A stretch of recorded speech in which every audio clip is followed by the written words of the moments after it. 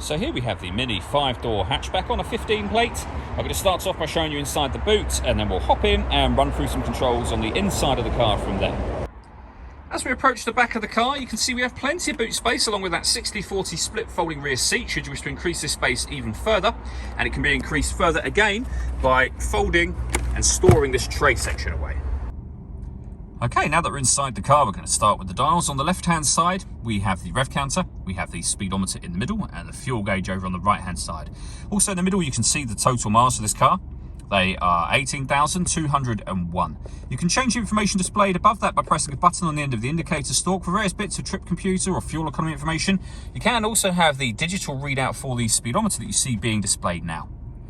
Over in the centre, we then have the stereo for the car. We're on the main menu, so you can access, as you can see for yourself, many things along the top of here, including pairing your phone. We then have the radio. This car's got AM, DAB and FM radio, so you select any that you want by pushing that dial in. We can go back to the main menu from here. If you want to listen to your own music, you go to Multimedia, and again, similar story, you have USB input, auxiliary input, and you can access those with that dial, with the main volume for the stereo just here. Working our way down from that, we then have dual zone climate control. So you can adjust the passenger temperature, the driver temperature. You can increase and decrease the fan speed from this dial. You can decide where you'd like the air to be distributed once it enters the vehicle. And then when you're happy with those settings, that button turns your air conditioning on. A bit hard to see in the sunlight, but it's on when you see the green light just there is showing. If I turned it off, that green light's now gone off. So that's your air conditioning on. You can hit auto should you wish to.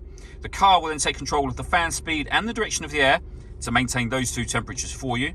Press auto again and you'll go back to whatever setting you had it on previously. Beneath that, we can turn off our traction control with this button over here. This one in the middle starts and stops the engine in the car. And then over here, you can turn off the stop and start. So this vehicle is designed to cut out when it's stationary in traffic to save you fuel. That system is turned off when that light shows. We have a 12-volt charging socket, USB and auxiliary inputs down there, and then the manual gear lever. All that leaves me to say is thank you for taking the time to watch this video. If you'd like to come and see the car in person and have a test drive, please feel free to call either of our MJA sites. We'd love to hear from you soon.